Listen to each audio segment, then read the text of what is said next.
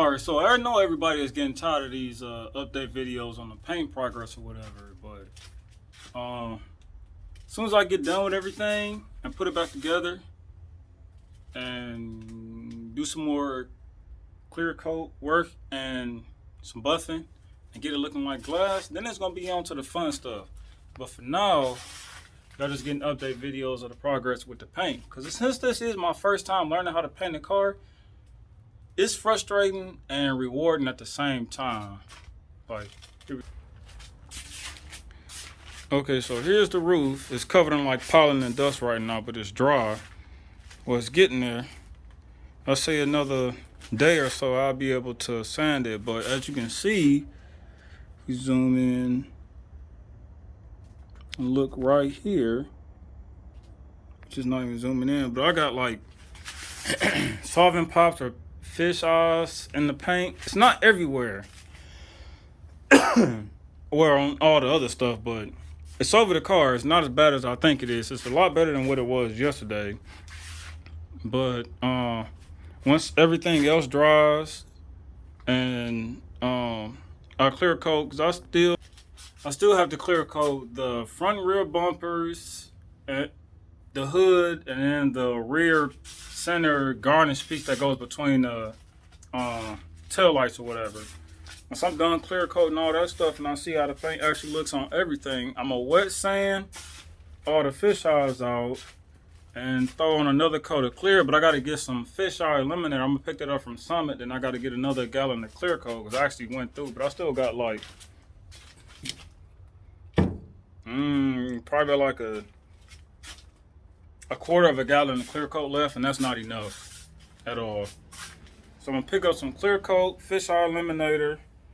I gotta get some more sanding pads, sand and clear coat down, finish painting whatever, or clear coating.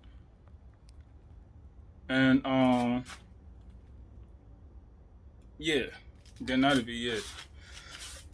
But so far I should be done by this weekend. We're clear coating the car and putting it back together. Fingers crossed. But that's where I'm at so far.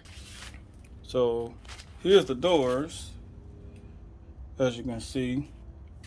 Well, here's one of the doors, the driver door, looking like glass, but of course we got some imperfections. Here's the other door, looking like glass, we got some imperfections. And of course the car, which I showed in the earlier video. Then the rear hatch over here. Then the fenders put back in the basement along with the headlight covers and the gas tank doors. But I think I got a lot better with clear coating. I just gotta pay attention to the how it's laying down the clear. I had to bump up the pressure a little bit. So now, before I was running at 28 to 30 psi, so I bumped it up to like 30 to 32-ish. Then I made the fan a little bit tighter on the gun, and I got better results. So that's what I did. And then trying to think of what else. That's pretty much it. I know I had to do an oil change on the RB too, so I'm gonna do that sometime this weekend once I'm done putting the clear on, because I don't want no more oil or anything getting on nothing at all. Oh, then the guns I was using for the paint, for the primer and the paint, was those Harbor Freight $15 guns. They did the job. They don't last long, but they did the job and exactly what I wanted them to do. And they're actually kind of hard to clean out too, but yeah. And then the gun I actually used for the clear coat, I got from my friend. I can show you over here. I'll show you the boxes. I took the gun apart. I got it sitting out. This is the gun I used. It's the Nest Iwata light spray gun W400. And there's the part number for it. I can actually show you the gun. I just gotta take the cover off with a paper towel. And this is the gun. Got it all cleaned out and sitting here. That gun actually works pretty good for clear coat. I like it. I'm gonna have to pick me up one and keep it. And as I said before, the Harbor Freight guns was like pretty decent for doing the color. I can't complain. It was pretty good for doing the primer too. Can't complain there either. So I know from now on, either I'm gonna spend the money and get some nicer guns for the color and primer for his people want me to do their cars too, or I'm just gonna stick to getting the Harbor Freight Johnnies for like $15-20, clean them as best I could, or tossing them, whichever one. But they work pretty good. So hopefully this cough goes away. But this is where I'm at so far with the progress. You see, here's the RB, still in its glory. RB25, built top to bottom. E85, port work done by me. Everything I've done myself except for doing the welding for the intercooler pipes and whatnot. Shout out my buddy Chris in that KSR Performance in North Rudd in Ohio. That's the one that did all the welding for me. He helps me out a lot. His specialty more so all the KDM cars, and he's getting more into, like, he has an Evo up there now, and I'm trying to think of what else. He got a Scion FRS that's getting a full build, and he got 1Gs and 2Gs that's getting full build, full drag setups. He got my buddy DJ's Z32 with a 5.3 LS that we put together. Port work, HX55, which is kind of big, but we're gonna see how this turbo acts once it's all done. And he's going, I think, either E85 or he doing 93 pump gas with meth injection. One of the two. Either way it goes, it's gonna be a good benefit for this engine and the setup. It'll be fun. And he's doing CTSV front brakes, custom down pipe and whatnot, custom intercooler pipes. He got a big front mount. I think it's the 2. Rated for like 1,000 horsepower. But I got the CX Racing. It was something, it works at the end of the day. So I'm not mad with everything. You don't have to spend a lot of money on parts. It's just certain stuff you do have to spend the money on. You want quality more than anything with stuff that matters. But that intercooler gets the job done. And he's pretty much running the same one, so it works. I know he's doing, I think he got 370Z wheels.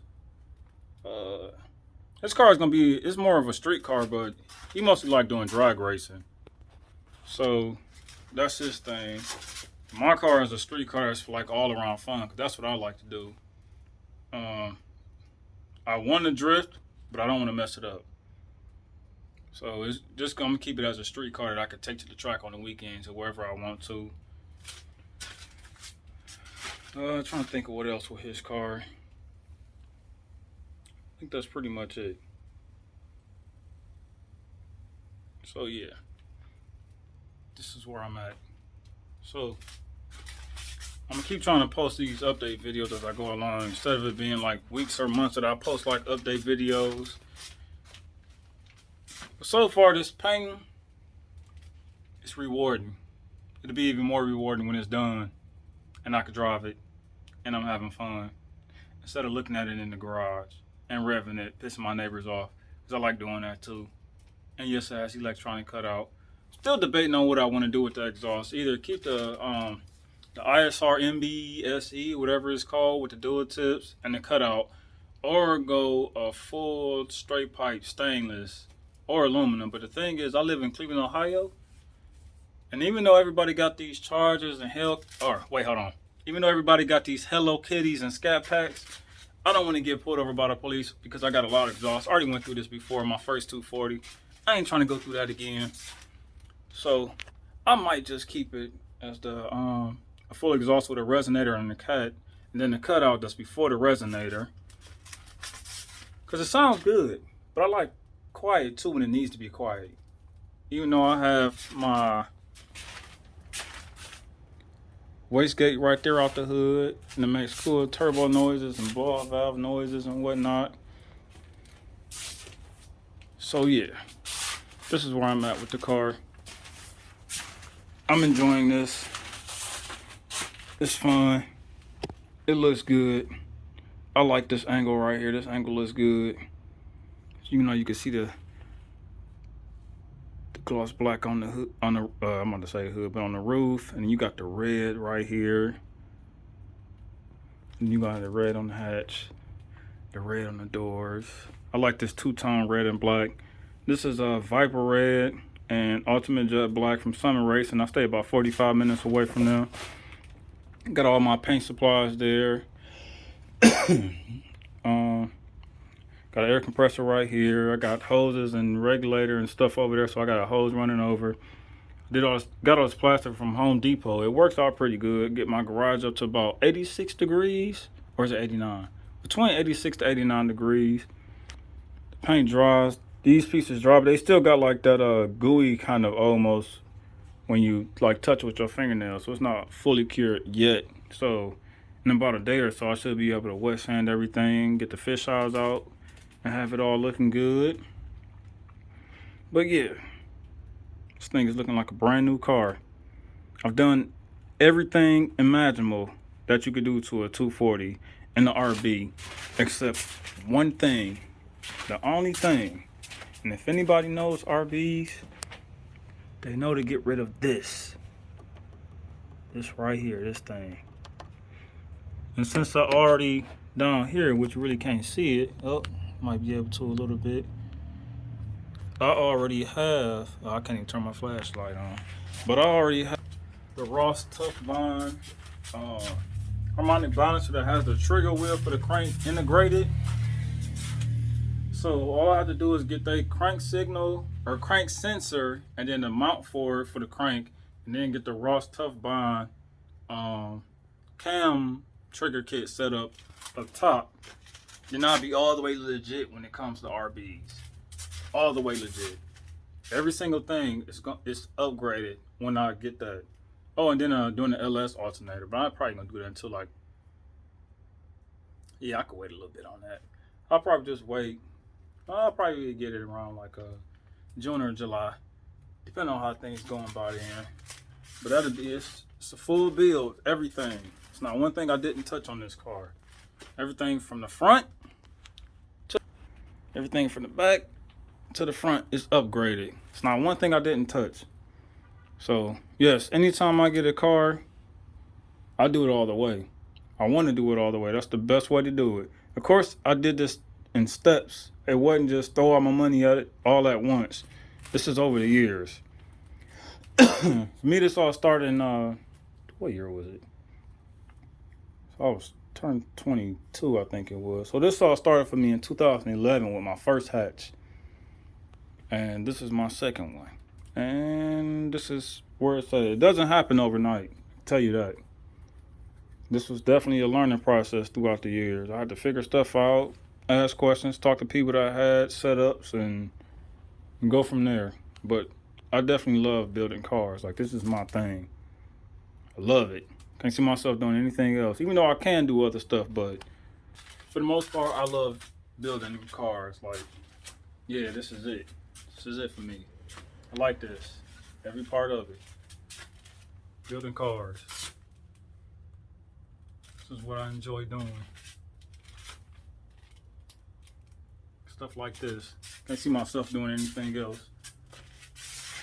30 years old. I think I'm doing pretty good. Well, that's it for now. Until tomorrow, most likely. I think tomorrow. I'll post another video. I'll keep this going. Do as much as I can. Hopefully I'm inspiring some people to get out and build a car, to do something. Have fun instead of being in the house playing video games all day. Let's build some cars. Let's build them. Let's build them.